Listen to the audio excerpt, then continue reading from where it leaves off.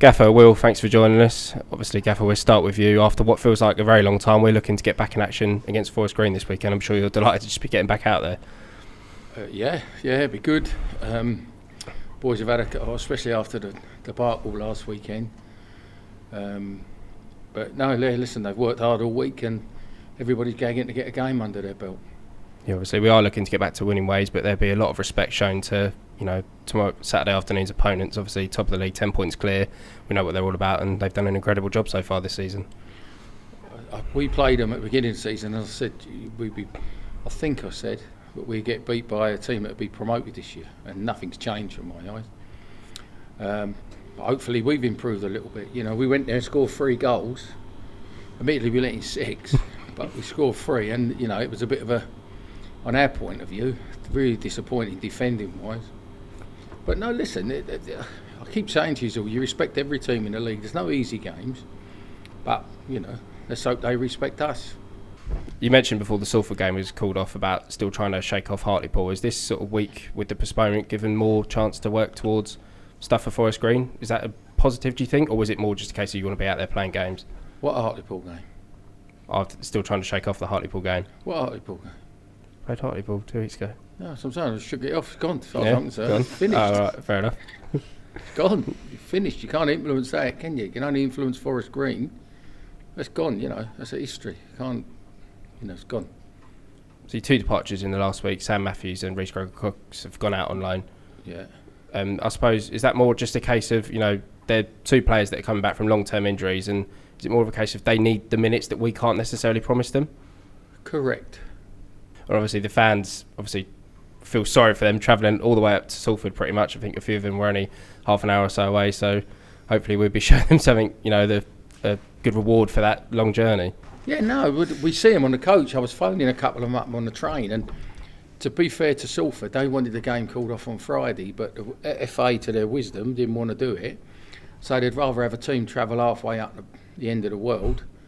But don't get me on that one again. The rationale and all that goes straight out the window with these people. It's just ridiculous. But we left here at 7:30, wasn't it, or something? 7:30, yeah. And we got back about 4:30. We could have been in Egypt or Miami or something by then. And you get off, and I don't know how Will felt, but it took... I would say it knocks it at you because it loses. Well, it did me anyway. You've seen all the Netflix. You've done this, done that, and then everyone's waiting to play, and then you can't. And then you come back and you think, what have I just wasted a whole hour of my life? You stayed up there, though, didn't you? Yeah. It was all quiet there. No, but yeah, waste of time. But listen, it has to be done. So so be it.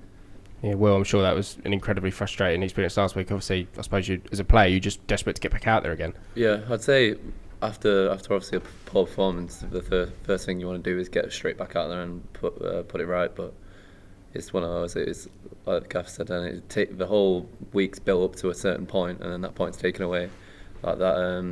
So it kind of feels like it's been not a waste, but the whole week you've had a focus, and then it's gone. So obviously this weekend, hopefully we just get it over and play really well and get something out of it. Do you think it's a slight positive, obviously having a little bit more time on the training ground, especially heading into a game like Forest Green, the league leaders? You could see it that way. We've got a busy schedule coming up. We've had a really good week of training, a solid week where I feel like everyone's worked really hard. We've obviously trying to work towards a better performance. So you could see it in that way. But personally, for the players, you just want to play. I don't think that's something that when it got called off, everyone's like, oh, that's good. Everyone was disappointed rather than happy. So we've mentioned Forest Green, obviously top of the league. You played in that game where we did lose 6-3. Is this a game that you sort of want to thrive in as a player? Sort of not necessarily prove yourself, but a chance for you to show the league leaders what we're all about. I think everyone, it's the same every team. I don't think anyone goes and looks at anyone different. You've got to give everyone the same respect. But with how we lost in the way there and slightly naive and how we defended, myself included in that, we want to prove to ourselves that we can beat them and kind of put it right. I do think we should have done better in that game, and I believe we can do better in this game. That was very early on in the season. Do you think there's been a lot of development in the team since then? Yeah, we've had lots in and out, injuries. We've had some really good performances, some not so. But I think we're definitely in a better place than we were at the start of the season, and I think our form of recent time shows that. So I'm confident that we're in a better place. And obviously the January window, we've had some new additions. You're not necessarily one of the new boys anymore. How have you settled in? You know, been quite a while now since you joined the club. It's long. It feels like I've been here a lot longer than I have because I feel actually part of the team. I don't feel like a lone player as such, and it's my first loan, so I don't really know league football. But now I feel like a proper league player, even if sometimes I don't show it. But I definitely feel like a good league player and part of the team, and I hope obviously I'm seen like that, and I like to think I am. So yeah, I've enjoyed my first season in professional football. Brilliant. Same with you, Will. Obviously the home form hasn't been great recently, and that. How do you go about? Can you put your finger on what the problem is of playing at home, or is it just the other teams play better when they come here? I don't think there's a particular problem that I can put my finger on. I think we've just lacked certain things. We've either not been clinical enough. We've not put in that extra yard maybe now and again. I just think all we can do is give 100%, which I can guarantee we will. And then hopefully the performance comes with that. It's the typical saying that you've got to out-battle people first before you outplay, and hopefully we do that. I think that's the way to do it. Yeah, and in the last home game you were obviously taken off quite early.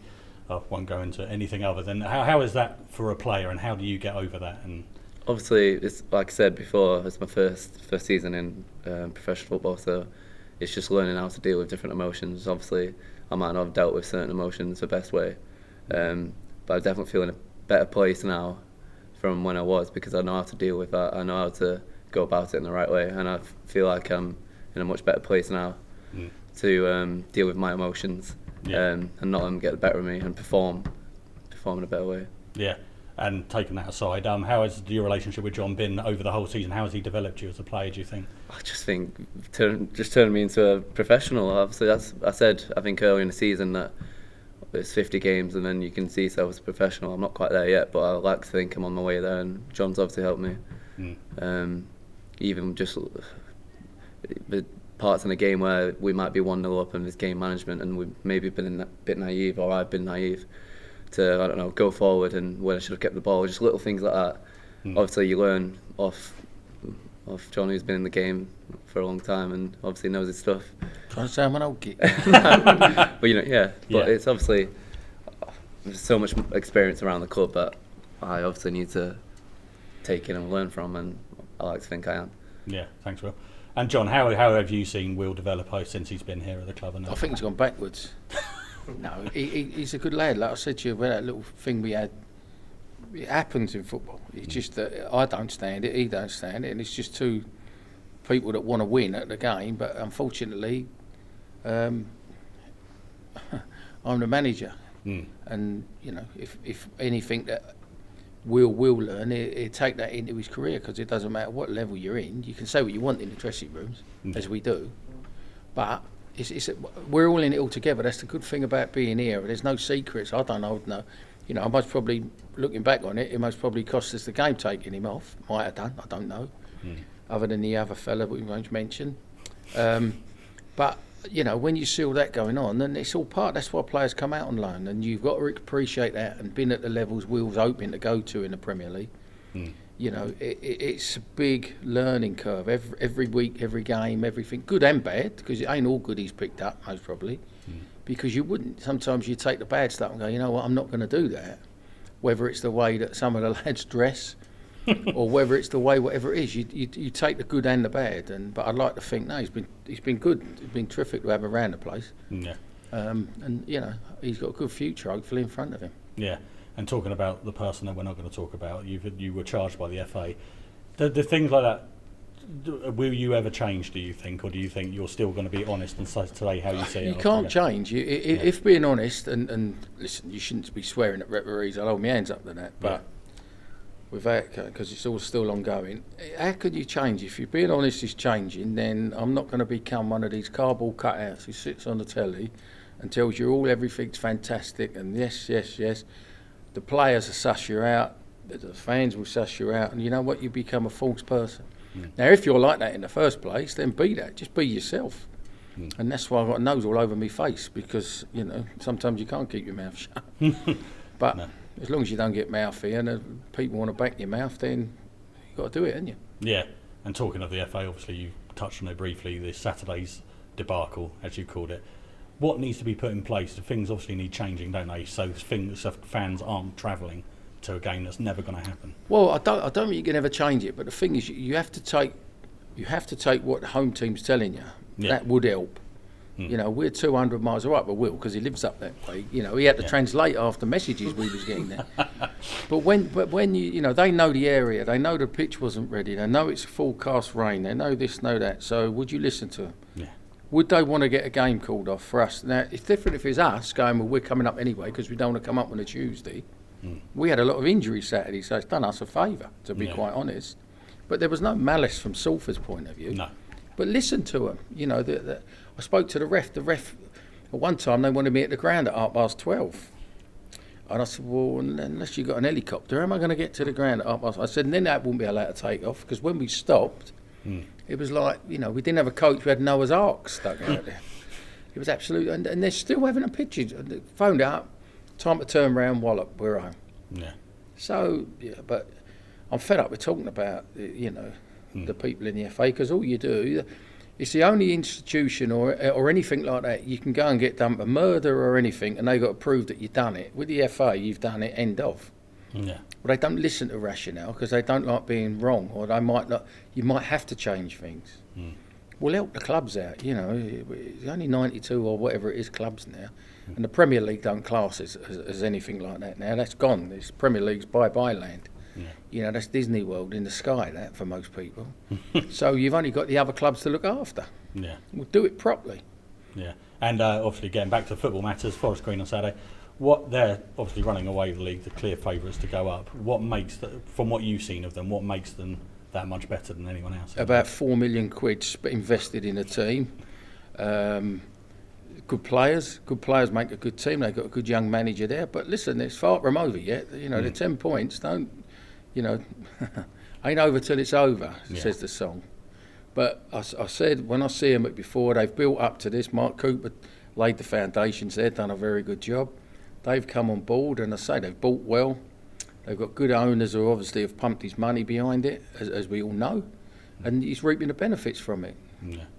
And what needs to change from the last time round when you obviously let that crazy game where you lost 6-3? Don't let 6 goals in. It's simple.